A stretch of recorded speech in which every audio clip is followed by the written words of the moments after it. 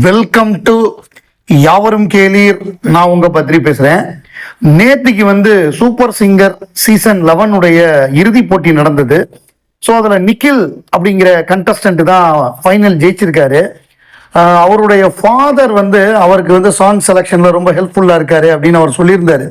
அவங்க ஃபாதர் உலகநாயகன் கமலஹாசன் ரசிகரா இருப்பாரோ அப்படின்னு நினைக்கிறேன். ஏன்னா அவர் பாடின பாடல் பெரும்பாலான பாடல்கள் உலகநாயகன் பாடல்களாகவே இருந்தது. இந்த சீசன்ல இதுக்கு முன்னாடி நிறைய பாடல் பாடியிருக்காரு. உதாரணமா சொல்லணும் அப்படின்னா ஒரு 4 பாடல்களை சொல்லலாம்.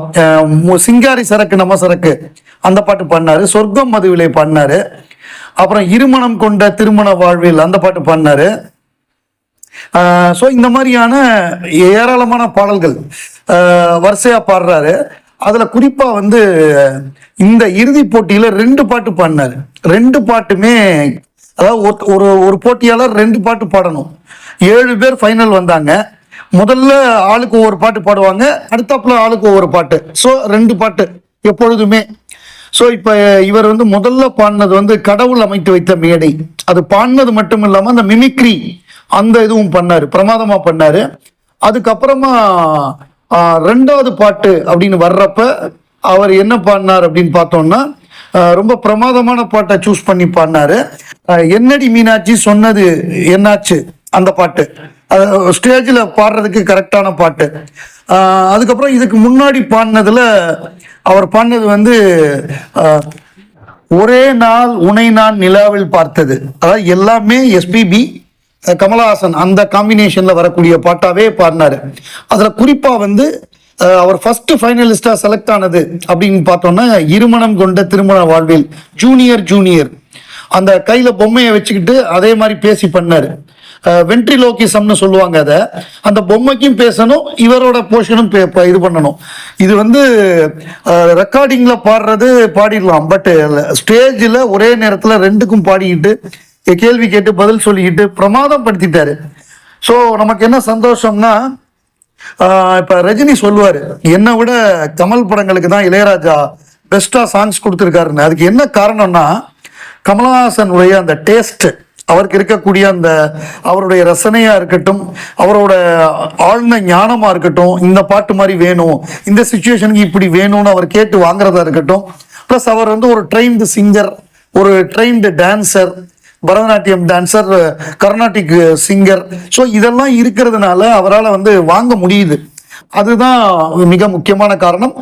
கமல் பாடல்களை பாடுனா அது அந்த கேரக்டருக்காக நம்ம அந்த பாட்டு பாடுறோங்கிறப்ப அது கமலுடைய நடிப்பு திறமைக்கு அது ஒரு சவாலா இருக்கும். அதை அவர் பண்ணாரு. அதே நேரத்தில் பாட்டு திறமை, ஒரு சிங்கிங் காம்படிஷன் வர்றப்ப அதுல நிறைய பார்த்தோம்னா கமலஹாசன் பட பாடல்கள் தான் பாடுறாங்க. அதுக்கு மிக முக்கியமான காரணம் அந்த, அதாவது மியூசிக் டைரக்டர், லிரிசிஸ்ட், சிங்கர் எல்லாமே இருந்தாலும் கமலஹாசனுடைய அந்த அவருடைய ரசனையும் சேர்றதுனால அவரோட கேரக்டருக்கு அது வேற லெவல்ல கொண்டு போயிடுது. இப்போ ஒன்ன நினைச்சே பாட்டு பிடிச்சே தங்கமே ஞான தங்கமே அப்படின்னா அந்த பாட்டு லேஸ்ல வரல. அந்த பாட்டை அவர் அவ்வளவு தூரம் மெனக்கெட்டு கேட்டு கேட்டு கேட்டு மாத்தி மாத்தி சொல்லி கடைசியா வந்ததுதான் அந்த பாடல். ஸோ அந்த மாதிரி மெனக்கெறதுனால இதெல்லாம் நல்லா அமையுது. அந்த பாடலை பாடி, உலகநாயகன் பாடல்களை பாடி முதல் பரிசை வென்று 60 லட்சம் ரூபாய் மதிப்புள்ள வீடை வாங்கியிருக்காரு. ரொம்ப சந்தோஷம் நமக்கு. அவர் அந்த நிக்கில் வென்றது ரொம்ப மகிழ்ச்சி. தமிழ் சினிமா 1940கள் அந்த காலகட்டத்திலேயே பேன் இந்தியாவா இருந்திருக்கு. முதல்ல 1 கோடி வசூல் பண்ண படம் அப்படின்னா சந்திரலேகா 1948 சுதந்திரம் கிடைச்ச உடனே வந்த படம். மாபெரும் வெற்றி படமா அமைஞ்சது. அந்த படம் நான் தியேட்டர்லயே பார்த்திருக்கேன். பிரமாதமா இருக்கும். அந்த காலகட்டத்திலேயே அவ்வளவு பிரம்மாண்டமா எஸ் வாசன், ஆனந்த விகடன் வாசன், அவர் தான் அந்த படத்தை டைரக்ட் பண்ணது. அவ்வளோ பிரில்லியண்டா பண்ணியிருப்பாரு. ஸோ அது ஃபர்ஸ்ட் 1 கோடி வசூல் பண்ண படம். அப்புறம் முதல்ல 2.5 கோடி 2.5 crore வசூல் பண்ண படம் அப்படின்னா அது புரட்சி தலைவர் எம்ஜிஆர் நடித்த உலகம் சுற்றும் வாலிபன் 1973. ஸோ அந்த 48லேருந்து 73 வரைய 2.5 கோடி வசூல் அப்படிங்கிறது எந்த படமுமே பண்ணலை. அவ்வளோ பெரிய கேப் ஆயிருக்கு. இவர் வெளிநாடுகள் எல்லாம் போய் அந்த படப்பிடிப்பு நடத்தினாரு. அந்த படம் எடிட் பண்றதுக்கு முன்னாடி ரொம்ப நீளமா இருந்துதான். எம்ஜிஆரே எடிட்டிங்ல உட்காந்து அந்த படத்தை எடிட் பண்ணி ஒரு கரெக்டா கிறிஸ்பா எடிட் பண்ணிருப்பாரு. பிரமாதமா அந்த சாங்ஸ், ஃபாரின் லொக்கேஷனு அதெல்லாம் அப்போ பிரம்மாண்டமாக இருக்கும். அப்புறம் மூணாவதா பார்த்தோம் அப்படின்னா 5 கோடி வசூல். முதல்ல தமிழ் சினிமாவில் 5 கோடி ரூபா கலெக்ட் பண்ண படம் அப்படின்னா அது உலகநாயகன் கமலஹாசன் நடித்த சகலகலா வல்லவன் ஏவிஎம் படம். ஸோ இந்த படம் வந்து மிகப்பெரிய ஒரு வசூல் சாதனை. 1982 வெளிவந்த படம் மாபெரும் வசூல் சாதனை பண்ணுச்சு. உலகநாயகன் கமலஹாசனை வந்து பட்டி தொட்டி எல்லாம் பெரிய அளவு கொண்டு போய் சேர்த்த படம் அந்த இளமை இதோ சாங்கு. அது இன்னைக்கு வரையும் நம்மளால மறக்க முடியாம ஒவ்வொரு புத்தாண்டுலையும் நம்ம கொண்டாடக்கூடிய படமா அமைஞ்சது. அப்புறம் முதல்ல தமிழ் சினிமாவில் 7.5 கோடி 7.5 crore கலெக்ட் பண்ண மூவினா அது நாயகன். இதுக்கு என்ன காரணம்னா நாயகன் வந்து முதல்ல அமெரிக்காலலாம் ரிலீஸ் பண்ண படம். ஃபர்ஸ்ட் அமெரிக்கா மெக்சிகோலலாம் வந்து ரிலீஸ் ஆச்சு. ஸோ அதுதான் முதல்ல 7.5 crore 1987 அது வசூல் பண்ணது மட்டும் இல்லாமல் தேசிய விருதுகளையும் வாங்கி வாரி குவித்தது. உலகநாயகன் கமலஹாசன், பி.சி. ஸ்ரீராம், இவங்களுக்கெல்லாம் தோட்டாதரணி, இவங்களுக்கெல்லாம் சிறந்த தேசிய விருதும் கிடைத்தது. ஸோ அந்த ஆஸ்பெக்ட்லையும் critically as well as commercially both வந்து மிகப்பெரிய சக்சஸ் அமைஞ்சது நாயகன்.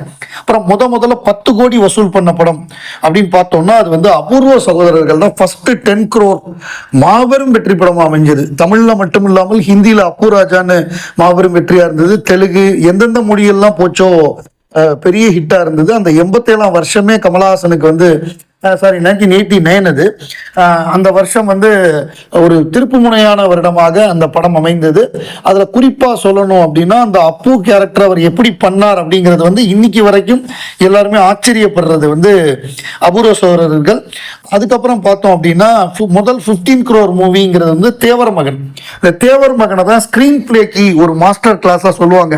ஒரு ஸ்கிரீன் பிளேனா எப்படி இருக்கணும், ஒரு சம்பவம் எப்படி அடுத்தடுத்த இதுக்கு கனெக்ட் பண்ணி அதை கதையை கொண்டு போகுதுங்கிறது ஒரு ஹீரோஸ் ஜேர்னி அப்படிங்கிற ஒரு screen play pattern.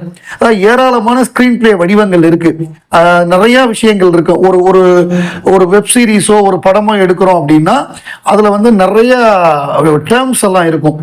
Cliff hanger அப்படின்னு ஒரு டேர்ம் இருக்கும். அப்புறம் வந்து லெகசியை பத்தி ஒரு டேர்ம் இருக்கும். இந்த மாதிரி நிறைய டேர்ம்ஸ் இருக்கும். அதை வச்சுதான் அவங்க பண்ணுவாங்க. இப்போ நம்ம ஒரு கான்ஃப்ளிக்ட்ங்கிறது வந்து 20 நிமிஷத்துக்குள்ள வந்துடணும் அப்படின்னு சொல்லுவாங்க. ஸோ இந்த மாதிரி நிறைய இருக்கு. இதெல்லாம் ஒரு ஃபார்முலாவாகவே இருக்கு. ஸோ அதை வந்து இப்போ பக்காவா பண்ணியிருப்பாரு கமல் தேவர் மகன்ல. அது மிகப்பெரிய வெற்றி. அதாவது நடிகர் திலகத்துக்கு வந்து அவர் பண்ண மிகப்பெரிய மரியாதைனா நான் தேவர் மகன் தான் சொல்லுவேன். அவ்வளவு கம்பீரமான கேரக்டரை கொடுத்தாரு. ஸோ அந்த படம் தான் முதல்ல 15 கோடி கலெக்ட் பண்ணது. முதல் 25 கோடி கலெக்ட் பண்ண படம் ரஜினிகாந்துடைய பாஷா. சத்யா மூவிஸ் தயாரிச்சு ரஜினி நடிச்ச படம். அந்த படம் வந்து பெரிய பிளாக் பஸ்டர் ஆகி 25 crore கலெக்ட் பண்ணிச்சு. ஃபர்ஸ்ட் 50 crore மூவிங்கிறது வந்து இந்தியன். ஸோ இந்தியன் படம் தான் தமிழ் சினிமாவில் வந்து முதல்ல தமிழ் சினிமாவால் 50 கோடி வசூல் பண்ண முடியும் அப்படிங்கிற நம்பிக்கையை கொடுத்த படம். கமலஹாசன், சங்கர், ஏஆர் ரஹ்மான் இந்த காம்பினேஷன்ல வந்து இந்தியன். அதோடைய ப்ராஸ்தட்டிக் மேக்கப்பை பத்தி நம்ம எல்லாருக்குமே தெரியும். அது இன்னி வரைய பேசப்படக்கூடிய ஒரு படமா இருக்கு. தேசிய விருதும் உலகநாயகனுக்கு கிடைத்தது. வசூலும் பண்ணி விருதும் வாங்க முடியும் காமிச்சார் கமல். அப்புறம் முதல் 100 கோடி படங்கிறது வந்து ஏவிஎம் தயாரிச்சு ரஜினிகாந்த் நடித்த சிவாஜி படம். இதுவும் சங்கர் டைரக்ட் பண்ண படம் தான். 2007 அதாவது 96 2007 பெரிய கேப் ரெண்டுக்கும் இருக்கு. ஸோ அந்த கேப்பை நம்ம பார்க்கணும். அதுக்கப்புறம் ஃபர்ஸ்ட் 200 crore கலெக்ஷன் அப்படின்னா அது வந்து உலகநாயகன் கமலஹாசன் அவர்கள் 10 வேடங்கள் 10 மாறுபட்ட வேடங்கள்ல நடித்து மாபெரும் வெற்றி படமா தசாவதாரம் அமைஞ்சது. அது வந்து ஸ்கிரீன் பிளேக்குன்னே அது வந்து ஒரு மிகப்பெரிய ஒரு பாடமா எல்லாருக்குமே அமைஞ்சது. அந்த மாதிரி ஒரு ஸ்கிரீன் பிளே நான் பார்த்ததே கிடையாது. அப்படி பிரமாதப்படுத்தியிருப்பாரு கமல். ஸோ அது 200 கோடி. முதல் 250 கோடி படமாக எந்திரன் அமைந்தது. இதுலயும் சங்கர் ரஜினிகாந்த் காம்பினேஷன் தான் வந்திருக்கு. அதே மாதிரி 300 to 800 கோடி அந்த ரேஞ்சில் முதல் பண்ணது வந்து 300 400 500 600 700 800 இது எல்லாமே 2.0. இதுவும் ரஜினிகாந்த் சங்கர் காம்பினேஷன்ல வந்த படமாக பெரிய வெற்றி படமா அமைஞ்சது.